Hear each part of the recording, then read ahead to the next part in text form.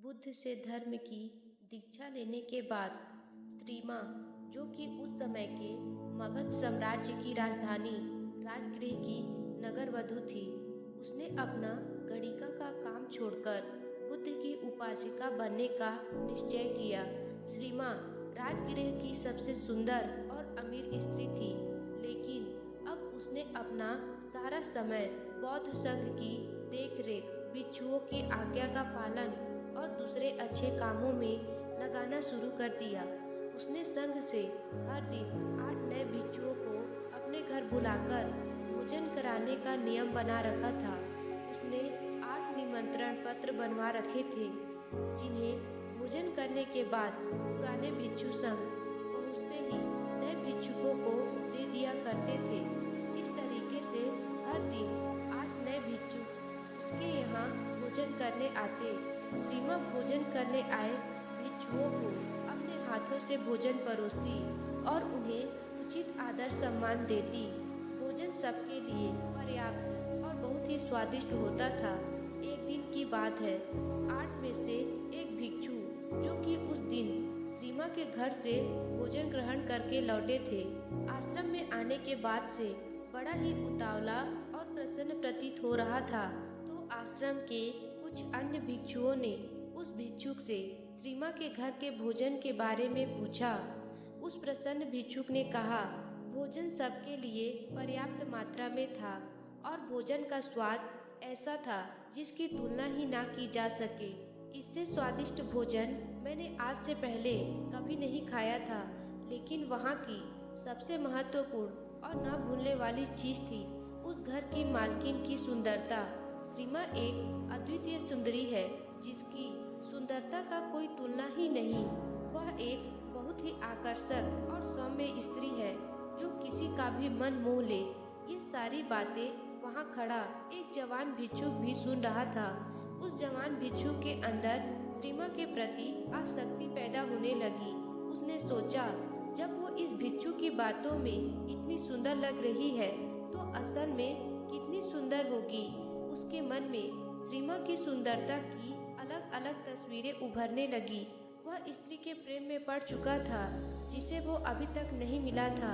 उसने पता लगाना शुरू कर दिया कि श्री माँ के घर में भोजन के लिए कैसे जाया जा सकता है। बहुत प्रयास करने के बाद उसने एक भिक्षु से अगले ही दिन का निमंत्रण पत्र प्राप्त कर लिया, क्योंकि अब वो श्री माँ के लिए एक दिन का भी इंतजार नहीं कर सकता था। वह उस रात ठीक से सो भी नहीं सका, क्योंकि पूरी रात श्री माँ के बारे में सोचता रहा। लेकिन उसी दिन श्री माँ अचानक बहुत ही बीमार पड़ गई। वह अपने सारे गहने और सजावट की वस्तुएं उतारकर बिस्तर पर सोने चली गई। इसलिए जब वो प्रेमी युवा भिक्षु श्री माँ के घर पहुंचा, तो नौकरों ने उसका स्वागत किया और उसे भोजन परोसा। यह देखकर उस भिक्षु को बहुत क्रोध आया और अंदर ही अंदर बहुत दुखी हुआ। जब श्री माँ को पता चला कि भिक्षुक भोजन के लिए बैठ गए हैं, तो उसने उनके प्रति अपना सम्मान जताना चाहा। उसने अपने नौकरों से कहा, भोजन कक्ष तक पहुँचने में मेरी मदद करो। नौकरों की मदद से दर्द में कहराती श्री माँ धीरे धीरे चलती हुई भोजन कक्ष में पहुँच गई। वह पसीने से लथपथ थी और उसका पूरा शरीर बुखार से कांप रहा था। वो हाथ जोड़कर घुटनों के बल भिक्षुओं के सामने जाकर बैठ गई। उसे देखकर उस युवा भिक्षुक ने मन ही मन कहा, इतनी बीमार होने के बाद यह कितनी सुंदर और आकर्षक है। सोचो, अगर ये बीमार न होती और सारा श्रृंगार करके आती तो कितनी सुंदर लगती। अपनी वासना से वशीभूत होकर उस बौद्ध भिक्षुक ने बिना एक भी कौर खाए वह अपने भिक्षा पात्र को बंद कर दिया। भोजन समाप्त होने के बाद वह भिक्षुक अपने भिक्षा पात्र को हाथ में लेकर आश्रम वापस जाता है। आश्रम पहुंचकर भी वह भिक्षा पात्र को नहीं खोलता और उसे एक कोने पर रखकर अपने बिस्तर पर लेट जाता है। उसके दिमाग में पूरे समय सिर्फ श्री माँ का खूबसूरत चेहरा ही घूम रहा था, जो उसने भोजन कक्ष में देखा था। वह उसके बारे में जितना सोचता, वह उसके लिए उतनी ही सुंदर होती जा रही थी। उसके कुछ मित्र भिक्षुओं ने उसे भोजन कराने का प्रयास किया, लेकिन वो सभी असफल रहे। भयानक बुखार की वजह से उसी रात श्रीमा की मृत्यु हो गई। जब मगध सम्राट बिंबिसार को श्रीमा की मौत की खबर मिली तो उन्होंने बुद्ध को संदेश भेजा, हे तथागत, आपकी व्यक्तिगत चिकित्सा जीविका की बहन श्रीमा अब इस दुनिया में नहीं रही। बुद्ध सम्राट बिंबिसार को वापस संदेश भेजा, मृत शरीर को जलाया न जाए बल्कि उसे बड़े से मैदान में संभाल कर रखा जाए। चील, कौवे या दूसरे जानवर शरीर को नुकसान न पहुंचा पाए, इसके लिए कुछ पहरेदार मृत शरीर के आसपास तैनात कर दीजिए। 3 दिनों में मृत शरीर सड़ चुका था। शरीर के फूलने की वजह से चमड़ी फट गई थी, उसमें से कीड़े निकलने लगे थे। आसपास का सारा वातावरण दुर्गंधमय हो गया था। बुद्ध के कहे अनुसार सम्राट बिंबिसार ने पूरे नगर में ये घोषणा करवा दी कि कल सुबह राजगृह के सभी युवाओं पुरुषों को श्रीमा के शरीर का अंतिम दर्शन करने राज मैदान तक पहुंचना है, और जो भी व्यक्ति इस आदेश का पालन नहीं करेगा उस पर 8 सोने के सिक्के का जुर्माना लगाया जाएगा।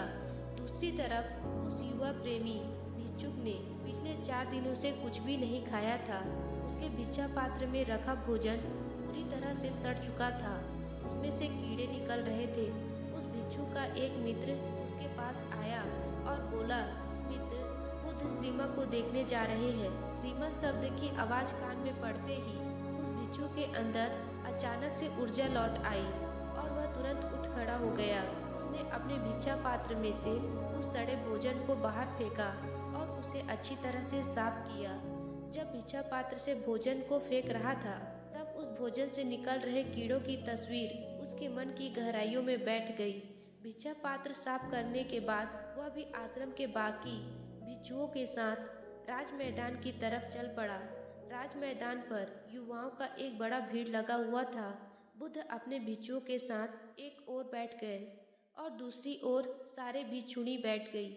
एक ओर सम्राट बिंबिसार अपने मंत्रियों और सैनिकों के साथ बैठ गए और उनके ठीक सामने राजगृह के सारे युवा और उनके पीछे नगर के बाकी सारी जनता बैठी हुई थी जो बुद्ध में आस्था रखते थे। राज मैदान पूरी तरह से शांत और गंभीरता से भरा हुआ था। तभी वहाँ की शांति को भंग करते हुए बुद्ध ने प्रश्न किया, सम्राट, ये सामने पड़ी मृत स्त्री कौन है? सम्राट ने उत्तर दिया, श्रीमान, जीविका की बहन और राजगृह की नगर वधु। यह सुनकर बुद्ध ने कहा, श्रीमा राजनगर की नगर वधु, चलो अब इस सच्चाई का पता लगाते हैं। बुद्ध ने थोड़ा ऊंचा आवाज में कहा, आप में से जो व्यक्ति 1000 सोने के सिक्के देगा वह श्रीमा के साथ एक रात बिता सकता है। इतना कहकर बुद्ध भीड़ की तरफ देखने लगे। एक भी व्यक्ति ने अपना हाथ नहीं उठाया। बुद्ध ने फिर कहा, 500 सोने के सिक्के। अभी भी सब चुप थे। 100 सोने के सिक्के, किसी की कोई प्रतिक्रिया नहीं।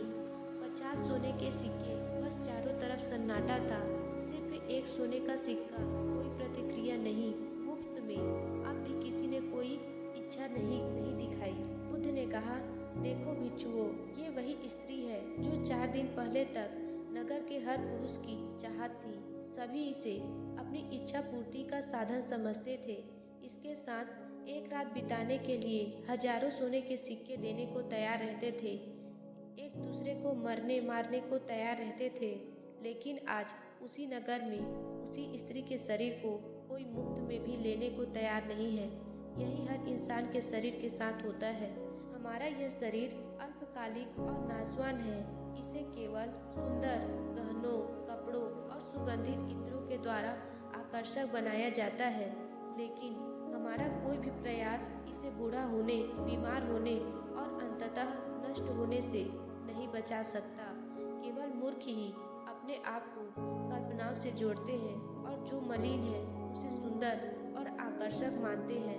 भीड़ में बैठे उस बीमार युवा प्रेमी भिक्षुक ने भी बुद्ध की सारी बातें सुनी। बुद्ध की बातें उसके दिल को चोट कर गई।